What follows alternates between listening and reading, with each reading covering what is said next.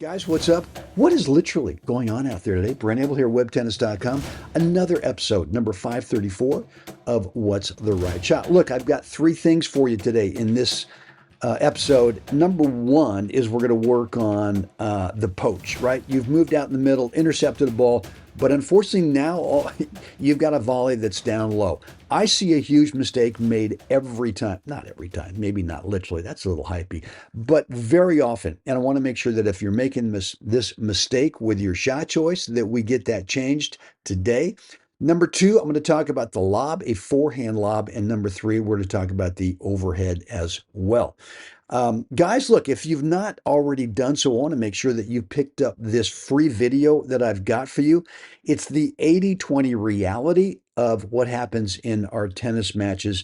And it really gets into mental toughness, which is what happens between points. And if you've not picked up this video, you got to do so because it's a real game changer for you. Guys, here comes this episode of What's the Right Shot. All right, guys, let's get into today's episode of What's the Right Shot. I've got three things for you in this point. And thing number one is when you are the returner's partner and you decide to poach and you now are looking for a ball that's up high, but it's not there. Too often what happens is we now have a ball that's about the height of the net when you make contact or maybe a little bit lower.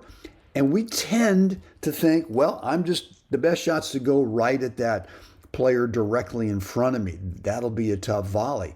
Yeah, it would be if you had some better geometry with this, right? If the ball was up high when you made contact, absolutely.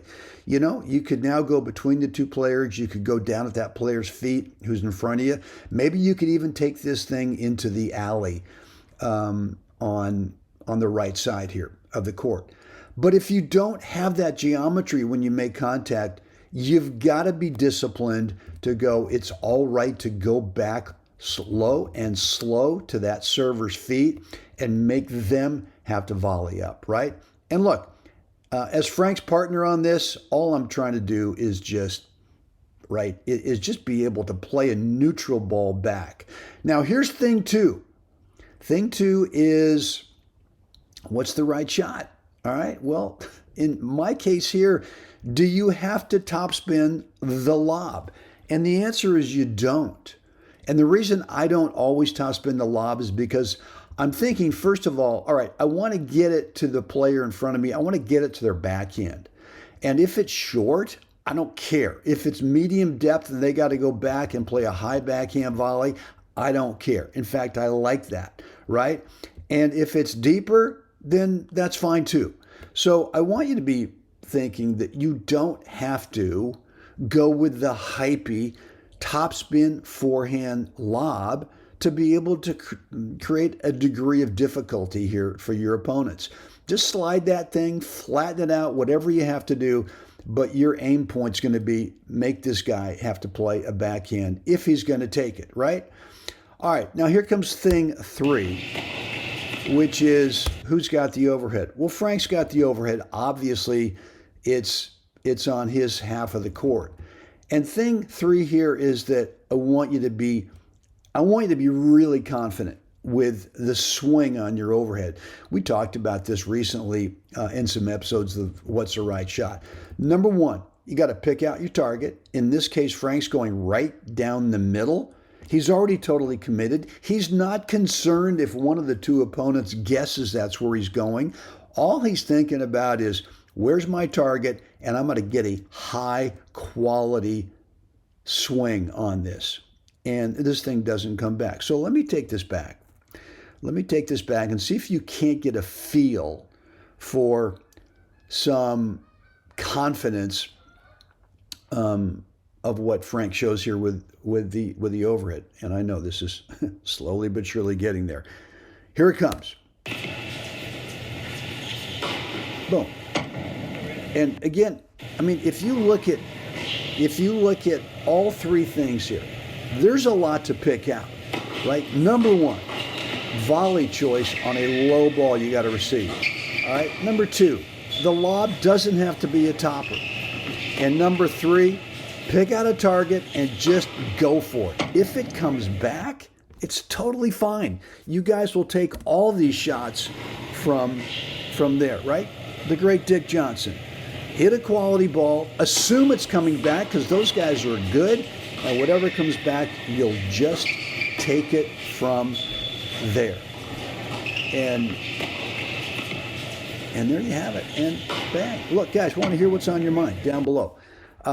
Any questions, any comments, any remarks? And by the way, if you're still struggling with some mental toughness issues, and if you've not picked up my 9-minute free video on my 4 parts between point system routine, I want you to get it. There's a link right down below in the description area that just click it, drop in a first name and email address at that webpage, and you'll get immediate access to my free 9-minute between points system that describes for you what each one of those 4 parts of that system are. And it's going to help you really get some clarity in terms of shot choice, confidence, and all that. So, guys, love to hear what's on your mind. Let me know down below. Again, comments, questions, remarks, feedback. Love to hear what you're thinking about. Love to read what you're thinking about and respond to it. And as always, it's time. We got to get out there. We got to help someone else have a great day. Guys, get out there and bang an overhead. Guys, it is Brent back here with you. And look, there's an 80-20 reality when we play matches. 80% of the time we're not playing points. On average, only about 20% of the time during a match are we actually playing points. And if you don't manage the other 80% of the time, which is between points and on side changes, if you don't manage that really well, you tend to be all over the map with the mental part of the game during the points. So look, I got a free video for you, and what it's going to show you is my exact 4 parts between points system, between points routine that I go through in all my matches that really helps me play consistently at the top of my skill level. Right down below, I want you to pick up this video if you have not yet done so. There is a link that will take you over to a web page. All you got to do is drop in a first name and email address, and you will get immediate access to that free 9-minute video.